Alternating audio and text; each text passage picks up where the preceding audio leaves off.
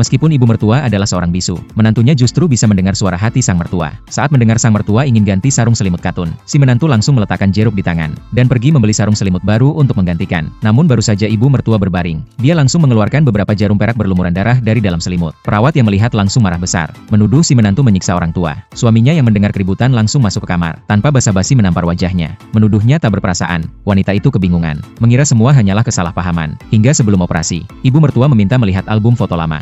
Wanita itu pun pulang mengambil album dan menyerahkannya pada perawat. Namun begitu album dibuka, isinya justru penuh dengan foto-foto yang menampilkan dirinya sedang menyiksa sang mertua. Orang-orang yang melihat langsung marah, mendorongnya jatuh hingga tak sengaja terluka, dan akhirnya tewas di tempat. Namun saat membuka mata kembali, ia malah kembali ke hari pertama sang mertua masuk rumah sakit. Kali ini, dia kembali mendengar suara hati yang familiar, tapi ia pura-pura tidak mendengar. Saat ibu mertua minta ganti sarung selimut, dia hanya menjawab setuju lalu diam-diam menyembunyikan charger suaminya, karena dia tahu, suaminya punya gangguan kecemasan parah. Begitu tahu baterai ponselnya habis, dia pasti langsung panik. Ia pun menyuruh suaminya pergi membeli sarung selimut. Sementara itu, dia santai-santai membereskan tempat tidur. Di saat itu juga, suaminya yang panik langsung merebut selimut dan mulai menggantikan sendiri. Tepat saat itu, ibu mertua kembali dibawa masuk oleh perawat. Baru saja berbaring, ia kembali mengeluarkan jarum-jarum perak penuh darah. Perawat kembali marah dan menuduh mereka menyiksa lansia. Ibu mertua menunjuk si menantu sambil mengeluarkan suara tak jelas. Wanita itu langsung sadar, ibu mertua ingin menjebaknya lagi. Maka ia langsung menarik suaminya, dan bertanya kenapa bisa ada jarum di dalam selimut. Karena yang menyentuh selimut hanya mereka berdua. Suaminya terdiam, dan mulai mencurigai ibunya sendiri. Ibu mertua pun panik, berusaha keras menjelaskan. Tapi di mata orang lain,